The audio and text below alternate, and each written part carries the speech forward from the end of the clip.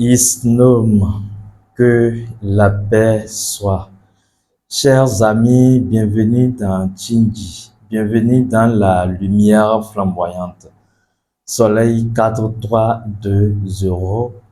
Je viens à présent dans cette capsule vidéo aborder la question de l'au-delà parce que c'est l'occasion et nous allons en parler de façon brève et profiter alors de cette vidéo, de ce créneau pour envoyer notre message de paix et de compassion à toute la communauté de la lumière flamboyante.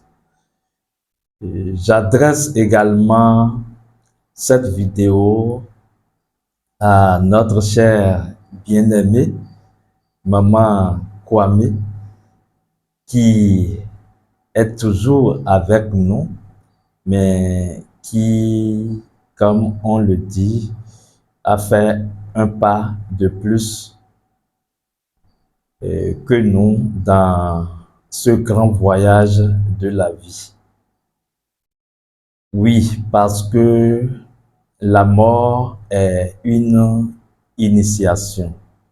Si il y a cette chose, si il y a cette initiation que vous êtes sûr de réussir dans votre cheminement de vie, c'est cette grande initiation que est la mort. C'est le test de la vie, c'est l'épreuve de la vie que un jour ou un autre, chacun de nous devra passer. Ce test, on réussit à ce test, tout comme on peut échouer à ce test. Rassurez-vous, faire de la spiritualité ne vous empêche pas de mourir. Faire de la spiritualité ou bien de l'occultisme ne vous empêche pas, ne va pas vous priver de cette grande initiation parce que c'est également ça la spiritualité. La spiritualité qui est l'actualité de l'esprit, ce que l'esprit fait à travers la matière. L'esprit est en mouvement. Votre âme est en voyage constant. Et si vous comprenez tôt la chose, si vous développez votre conscience astrale, et donc si vous faites bien la spiritualité, l'ésotérisme spirituel ou bien la spiritualité ancestrale comme j'aime l'appeler, alors vous allez réussir brillamment à ce test de la vie. Vous allez réussir brillamment à cette épreuve de la vie. Vous allez réussir brillamment à cette grande initiation du voyageur éternel que vous êtes. Parce que, comme je l'ai dit, aucune pratique ne peut vous empêcher de mourir. Que cela ne vous fasse pas peur, parce que l'un des pièges de la matière ou de l'illusion qu'il faudra éviter, c'est le piège de la peur de la mort. Parce que si vous avez peur de la mort, vous allez mourir avant votre heure, avant votre jour. C'est comme ça qu'on rencontre des gens qui sont déjà morts par le seul fait qu'ils ont peur de la mort. Attention, comprenez-moi bien quand je parle parce que je mets souvent des subtilités. Quand on parle de la peur de la mort, il s'agit de la peur émotionnelle de la chose de la mort. Sinon, quand la mort frappe, il y a toujours ce sentiment de frayeur ou de peur. Et c'est lié à l'inconnu, à ce qu'on va rencontrer de l'autre côté pour l'âme qui est en train de translater. Cette peur est beaucoup plus liée à l'attachement pour ceux qui sont autour de l'âme qui se désincarne. Donc, la première des choses à comprendre et avec laquelle il faudra composer, c'est l'éternité de la vie. Parce que justement, la mort ne vient pas limiter la vie. La mort ne vient pas couper la vie. Non. La mort, c'est pour cela d'ailleurs qu'on dit que la mort n'existe pas. Pourquoi? Parce que la mort vient démontrer l'éternité de la vie. La mort vient démontrer l'éternité de qui vous êtes véritablement. C'est vrai que l'attachement humain est tellement prononcé que même si vous avez votre fils ou bien votre père, un parent qui va en voyage, à des moments donnés, on sent le manque, on sent le fait que la personne est partie. C'est l'attachement humain qui fait ressentir cela. Mais si vous êtes sûr et convaincu que celui qui est en voyage, par exemple physiquement d'abord, celui qui vous a quitté d'un point A à un point B dans la dimension physique et donc qui fait un voyage physiquement, si on est sûr que l'intéressé est là-bas, là où il est, et qu'il se porte bien, et que on peut l'appeler au téléphone, entendre sa voix, on peut l'appeler au téléphone et parler avec lui, alors on est rassuré. Vous voyez, on est vraiment rassuré que l'autre va bien, qu'on peut à n'importe quel moment prendre son téléphone, appeler l'autre et échanger avec lui. Même si vous ne voyez pas l'intéressé, vous êtes quand même rassuré. Mais, et si je vous disais que c'est exactement le même processus avec la mort? Parce que la mort vous amène à changer d'état. Vous voyez? La mort n'existe pas réellement en elle-même. La mort est une illusion créée par la vie elle-même, générée par le mental des humains, de la conscience universelle humaine, pour permettre un changement d'état. Vous voyez? Donc la vie est toujours pérennisée. La vie est toujours éternité. Vous vivez toujours même après la mort. Vous pouvez me poser la question de savoir, Soleil, comment tu peux en être sûr et certain du fait que l'on vit après la mort? Je vous dirai que j'ai visité des centaines ou même des milliers de fois l'au-delà. J'ai visité le monde des morts.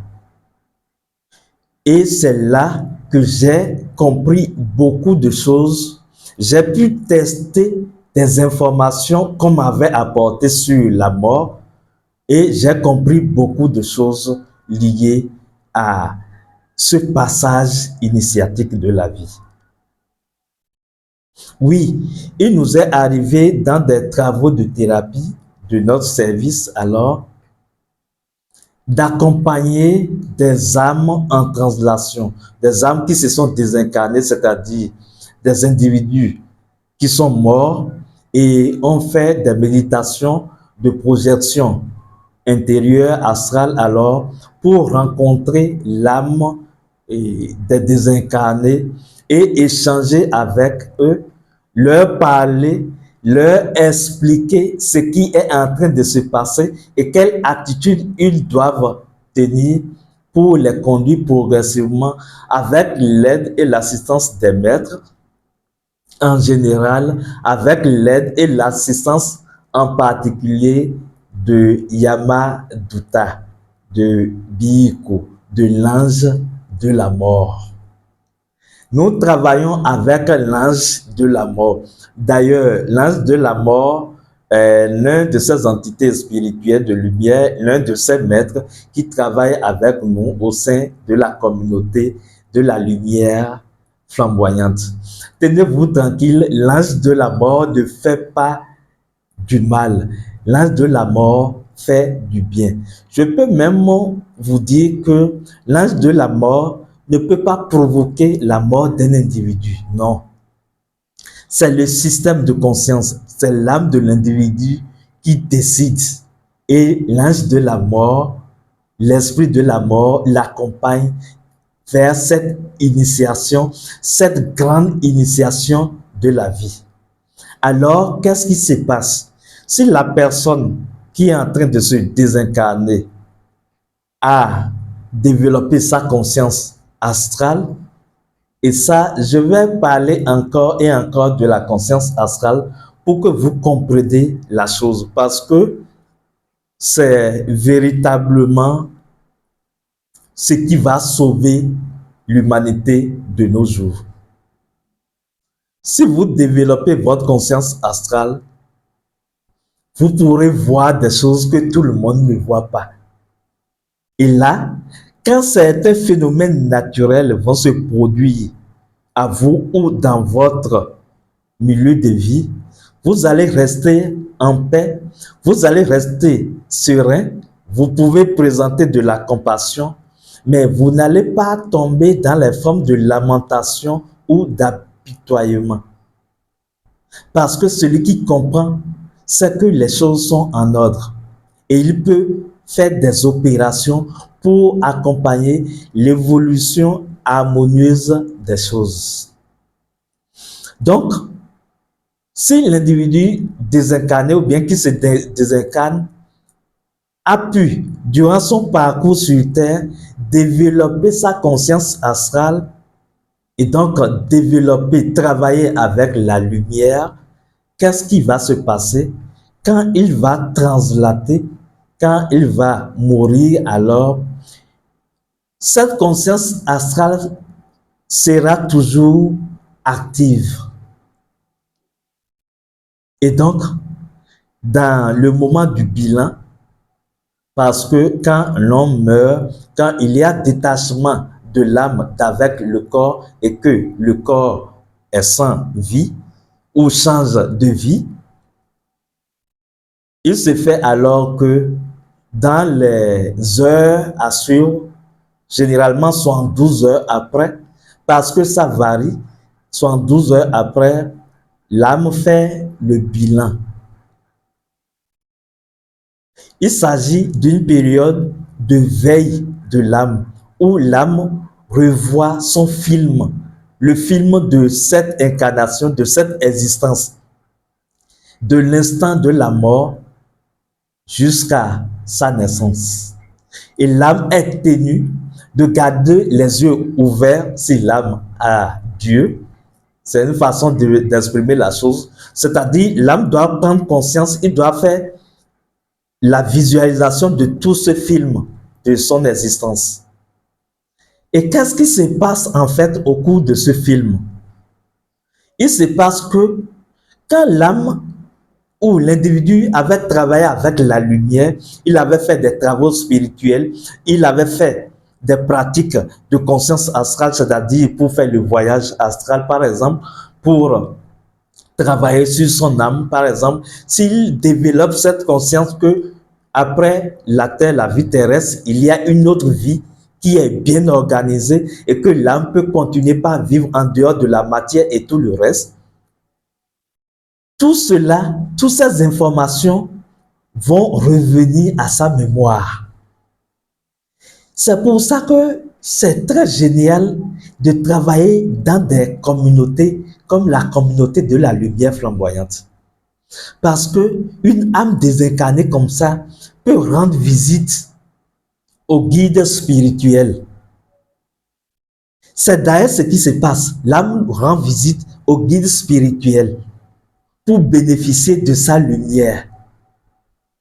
Vous ne pouvez pas être accompagné par quelqu'un sur le chemin spirituel et que vous allez vous désincarner et ne pas vous rappeler de la personne. La première chose qui se passe, c'est que l'âme cherche des éléments de support liés à son existence de vie terrestre. Donc, il se rappelle que, attention, telle personne me parlait de la lumière, telle personne me parlait de la vie après la mort, telle personne me parlait de la force de l'âme, telle personne me parlait des maîtres qui sont dans les dimensions intérieures, etc. Et donc, l'âme se réapproprie de ces informations et cela crée une ouverture de lumière dans sa conscience. C'est pour ça que développer la conscience astrale rend facile les choses. Développer la conscience astrale fait que on réussit bien le processus de la mort. Je vais vous le dire. La seule chose que vous pouvez faire avec les connaissances spirituelles, d'accord, à part mieux vivre sur terre, c'est en fait de préparer votre passage dans l'au-delà.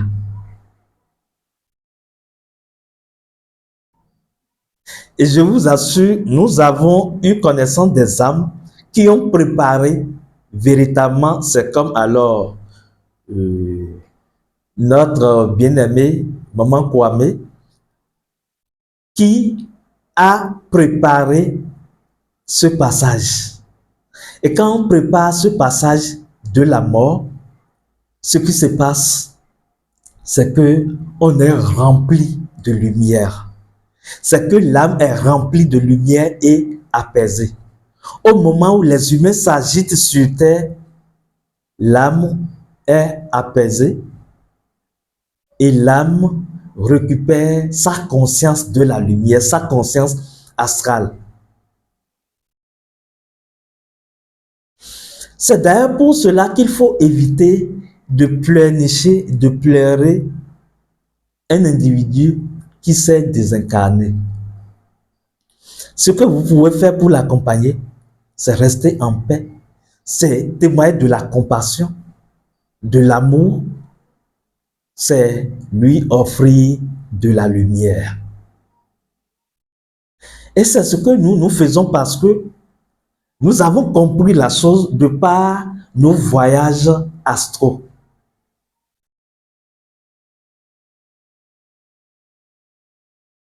Et donc, il vous faut nécessairement préparer ce grand jour. Je ne veux pas vous faire peur et je ne suis pas en train de vous dire que vous allez mourir aujourd'hui. Non, tenez-vous tranquille. Quand votre heure va sonner, quand l'heure de chacun va sonner, l'intéressé va passer de l'autre côté. Ça, c'est une garantie. Alors, qu'est-ce qu'il faut? Si vous connaissez une épreuve que vous ne pouvez pas éviter, alors il faut que vous travaillez sur vous-même. Il faut que vous vous apprêtez à affronter un jour cette épreuve. Je ne vous demande pas de programmer votre mort, votre désincarnation. Ce n'est pas de ça qu'il s'agit. Mais il faut travailler sur soi, travailler avec son âme et savoir qu'un jour, vous allez laisser et le corps et tout ce qui est lié à la dimension physique. Et alors, en ce moment, votre seule richesse sera ce que vous avez fait développer à votre âme. Votre seule richesse sera alors la lumière que vous avez pu cultiver dans votre âme. Parce que c'est cette lumière qui va vous accompagner à bien faire le passage. Parce que quand le passage ne se fait pas bien, qu'est-ce qui se passe? il se passe que l'âme désincarnée s'attache encore à la matière et cherche à vivre coûte que coûte alors qu'elle n'a plus de corps.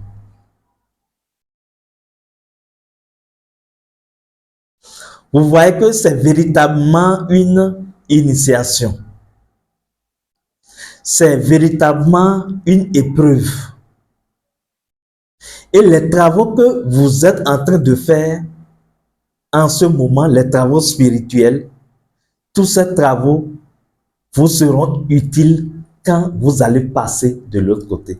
C'est pour ça que quand nous rencontrons un individu qui a accepté la lumière, qui a accepté de travailler avec la lumière avant de se désincarner, je vous assure, on a plus de la facilité à l'accompagner parce qu'il suffit d'expliquer les choses rapidement et l'âme comprend.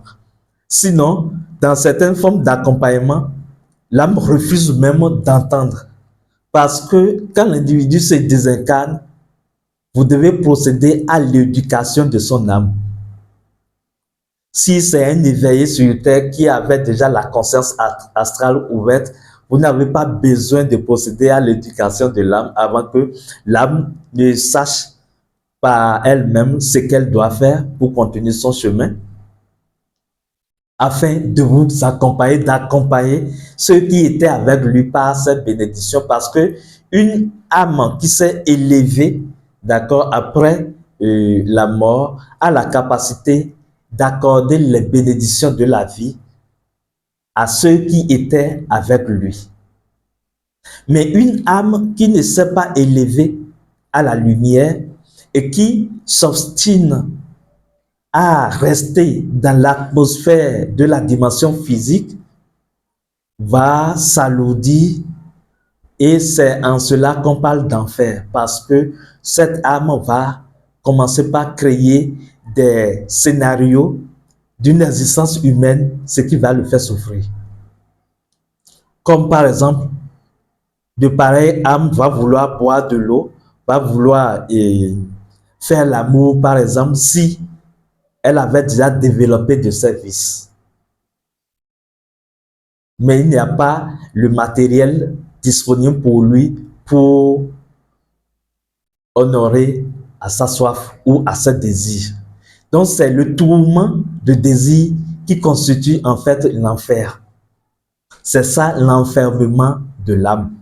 Mais une âme qui a déjà cultivé la lumière, qui invoque à chaque fois les maîtres de lumière, quand cette âme va se désincarner, ce qui se passe, c'est que cette âme va récupérer sa mémoire en faisant la relecture de son film d'existence.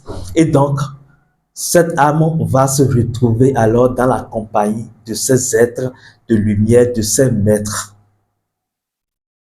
Et alors, les maîtres vont l'aider à continuer avec l'aide des humains. Donc voilà, chers amis, ce qui se passe en fait fondamentalement. Et quand vous comprenez ce processus, je vous en prie, soyez en paix.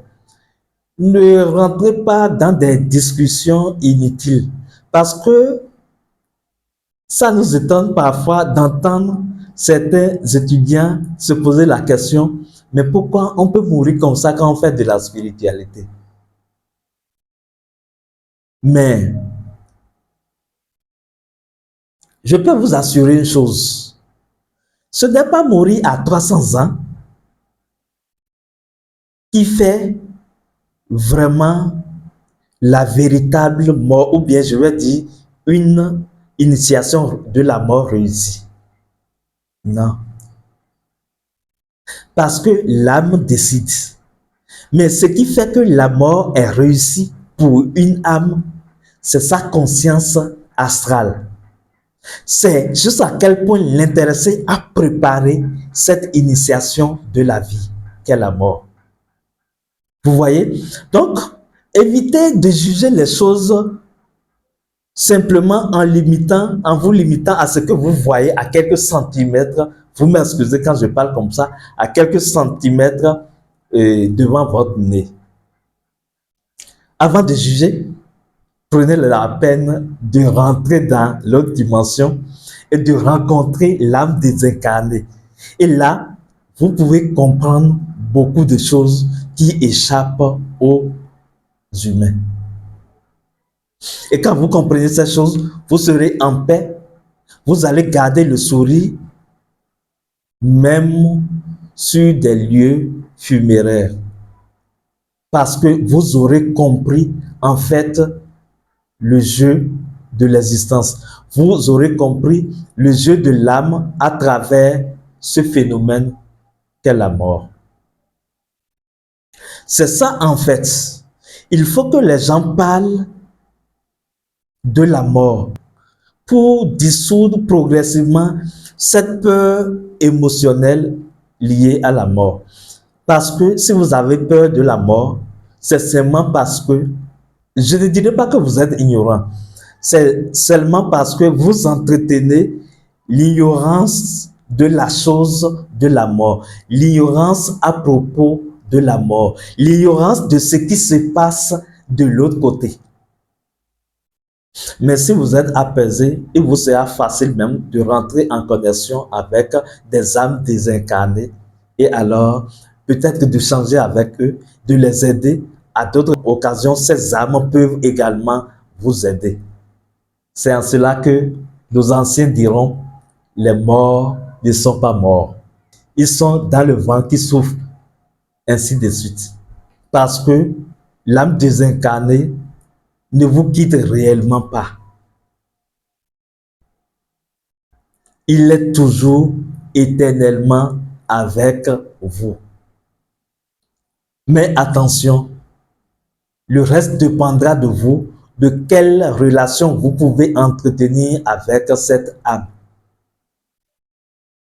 Si vous aidez l'âme, alors l'âme aura de saines relations avec vous jusqu'à s'incarner.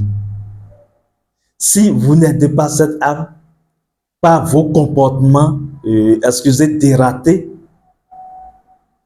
ça peut empêcher l'âme d'évoluer vers les régions célestes.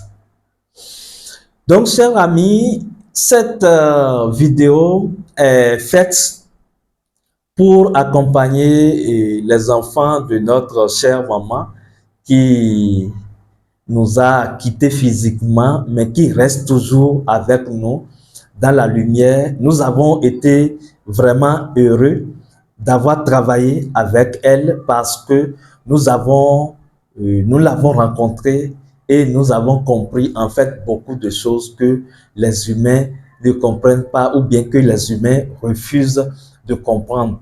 Et nous avons compris une chose fondamentale, c'est que la décision de l'âme est souveraine. Et la décision de l'âme ne dépend pas du nombre d'années. Et pourtant, cette décision peut être une décision très utile à l'œuvre de la lumière. Je ne sais pas si vous comprenez ce que je suis en train de dire, mais ici, je ne pourrai pas tout dire.